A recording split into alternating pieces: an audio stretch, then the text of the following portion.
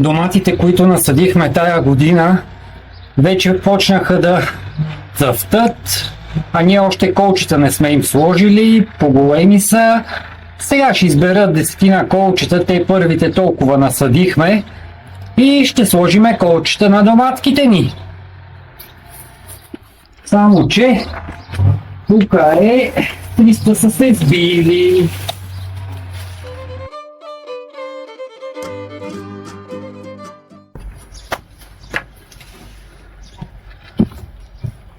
Още оградата не сме почнали да правиме, тук сме наслагали някакви неща, а на лека по лека и нея ще я оправяме.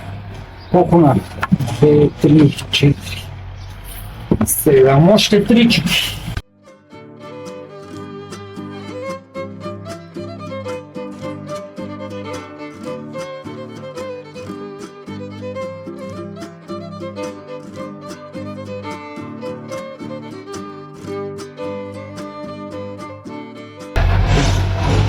Избрах по-малки колчета, по-нисички, защото първите доматки са по-близо до найлона и по-трудно се забиват колците.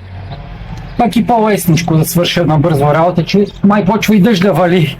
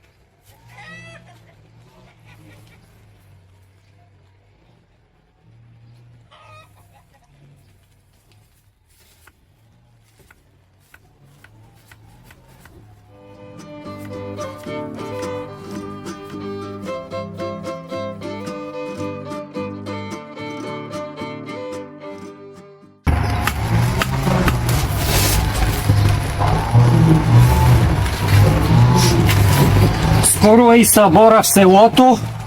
Малко са се разработили от кметството. Косят тревата по тротоарите и улиците оправят. Так ще видим. Може да е интересно.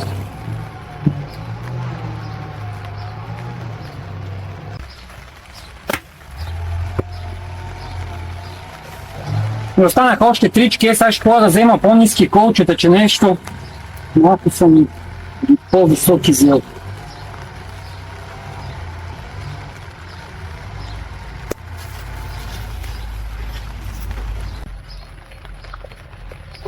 Ето ме, пристигам с по-ниски колчета, даже по-удобно ще е с тея.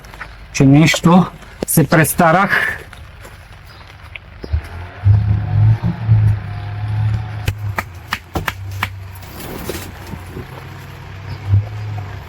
Нещо тази година много близо сме ги насадили май до найлона и...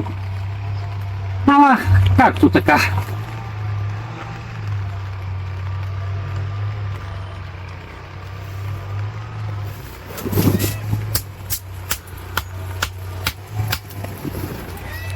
Еми, готови сме с колците.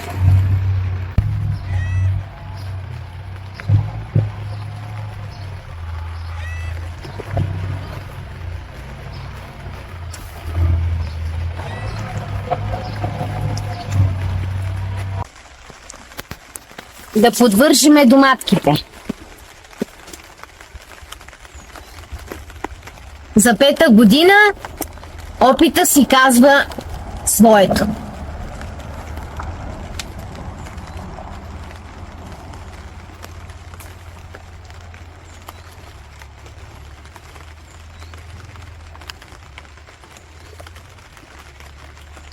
Са тия големи връзки, къде съм ги вземала, все едно, че превързвам нам какво.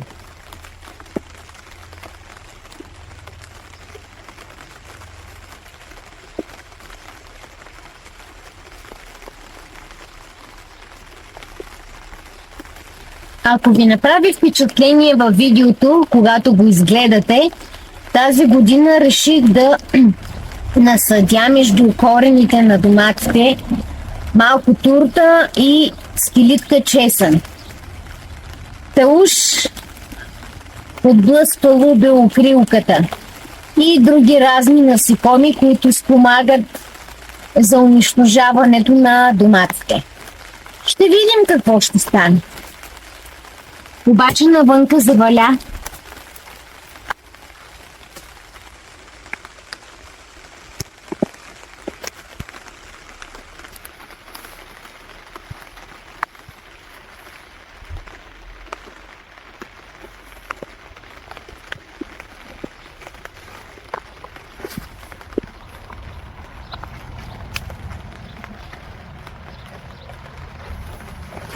Нещо тази година с Боби ни върви само по вода. Накрая да ни отдави. Тръгнеш нещо да правиш, то вземи, че завали дъжд.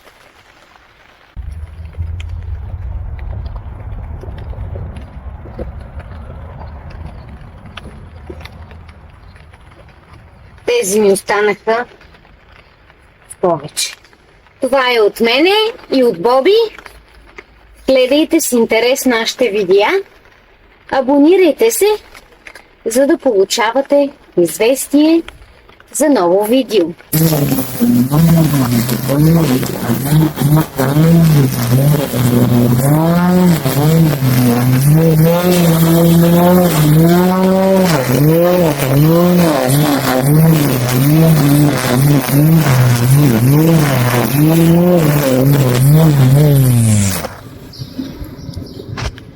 Ето, че времето се стопли, усилиха се задачките навънка, но и разходките, разбира се. Миналата седмица окосих ливадата и установих, че имаме гъби. Ето, вижте.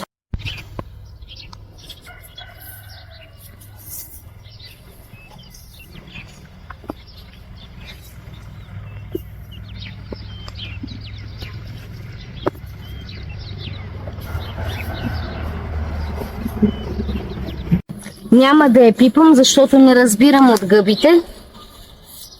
Ето тук и ето тук.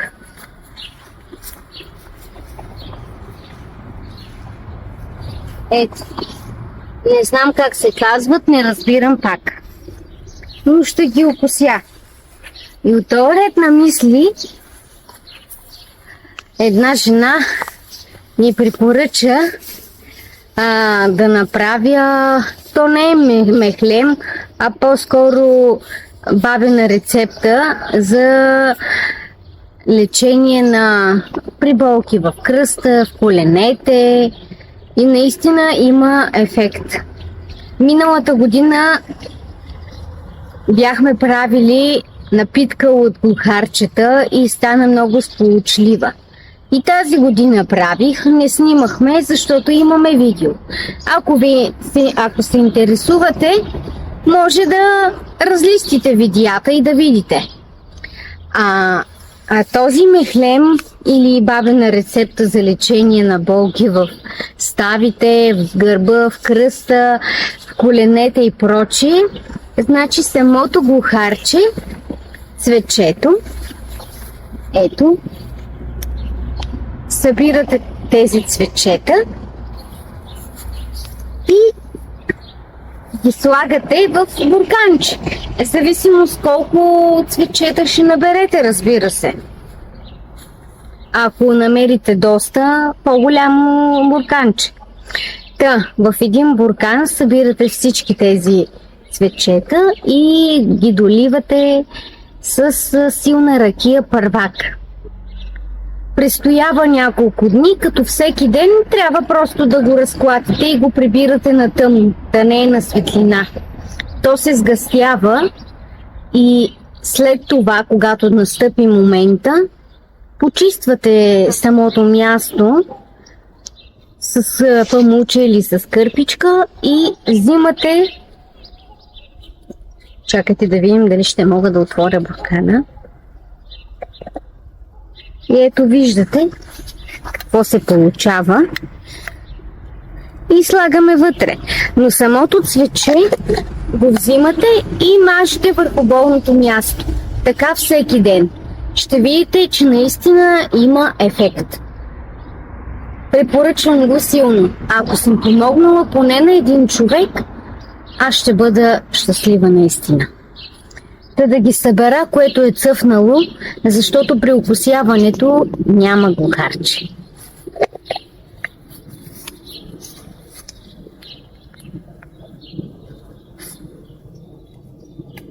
Даже и тези пъпчици, които току-що предстоят да цъфнат, тях може да ги сложим.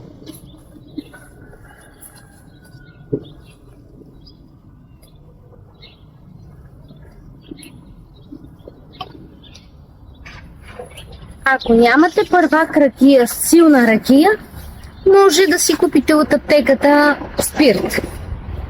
И ето там също има още едно.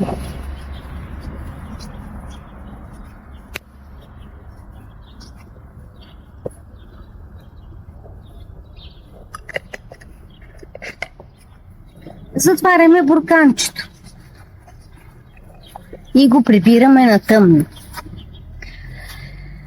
Почвам да си довърша работата с косенето на тревата. Миналата седмица, както казах, окосих, но от дъждовете, които минаха, тревата си расте, за разлика от зеленчуците и плодовете. Тук го оставям. Боби ще дойде и ще го прибере, аз продължавам. А тези гъби ще ги окося, на мен не ми трябва.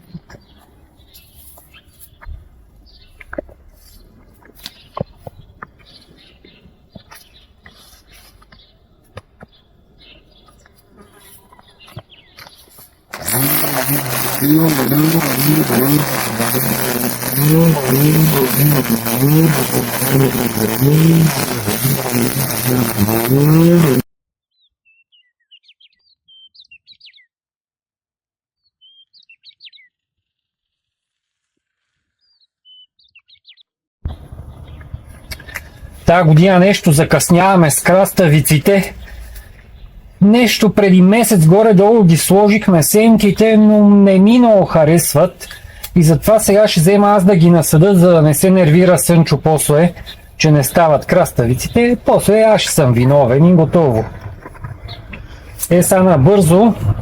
Тук слагам едни ръкавици да ги насъдиме.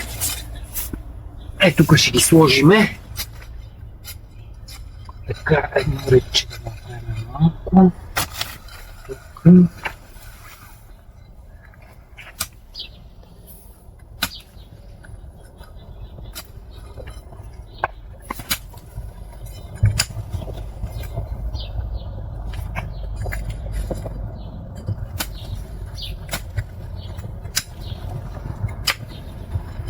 Вие насъдихте ли си ваши краставици вече? Берете ли?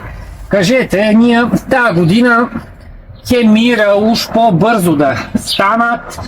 Уж са хубав сорт за по-рано да сложиме.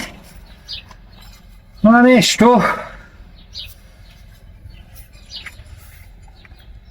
Тая година сега взимам чашките с тях. Нещо не са добре. Ето ги, едва са се развили. Сложихме 8.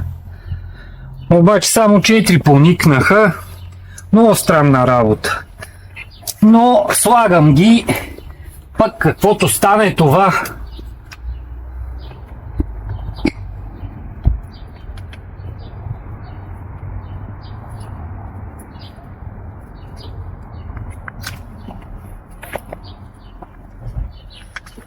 Ако сме ги преполяли,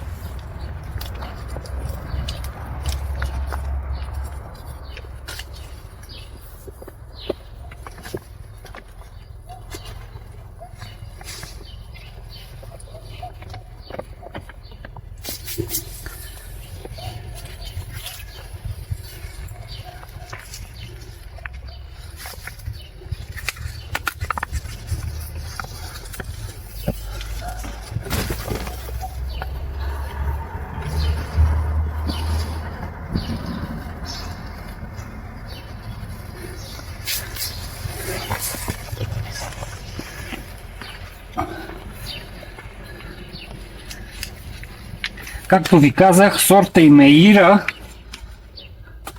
трябва за 40-50 дни да станат готови. Миналата година бяха добре, а тази година нещо ще не стана от тях, кой знае какво. Ама ще ги сложиме.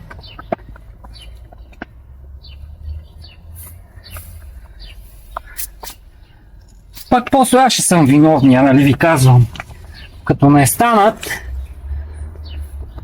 поне Сънчо да не се нервира. Как? Сега ще ги полееме малко.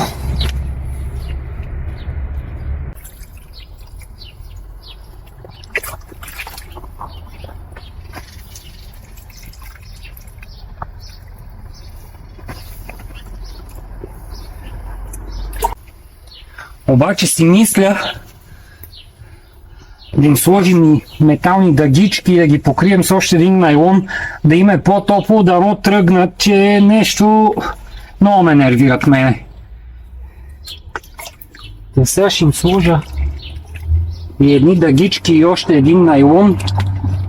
Нищо, че в парника е топличко, да им е по-топ. Сега взимам дъгите и идвам.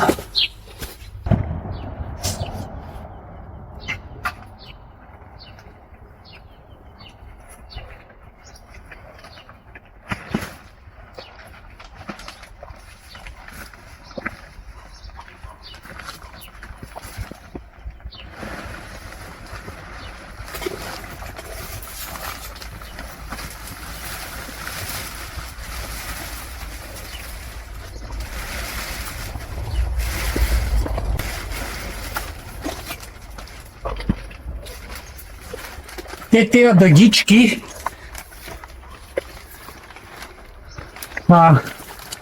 доста добра работа вършат. Че има едни продават се, ама те таланкати, много се чупат бързо. Те са още от бабино време, обаче докато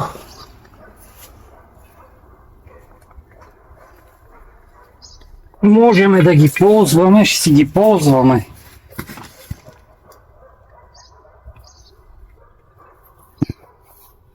Как ги слагаме, набиваме.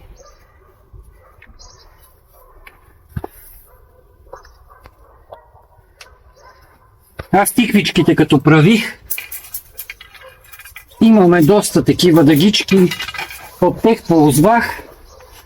Даже те тиквичките вече пораснаха и са по-големи от краставиците, които съдих сега. Каквото е това. Днеска 15 май. Няма краставици, нямаме още. Колкото толкова. Се нервираме.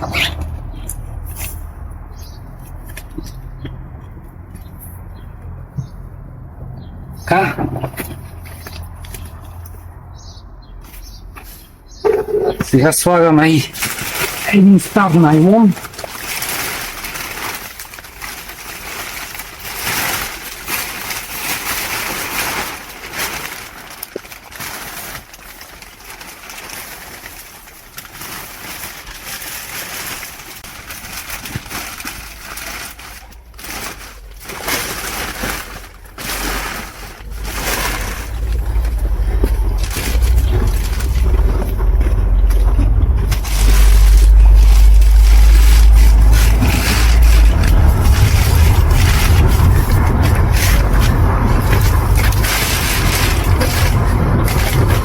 Ние така ще ги оставиме, нека малко да тръгнат, пък после ще го махна найлона, да се надяваме, че са добре нещата и да тръгнат най-сетне, че вече искаме домашни краставички.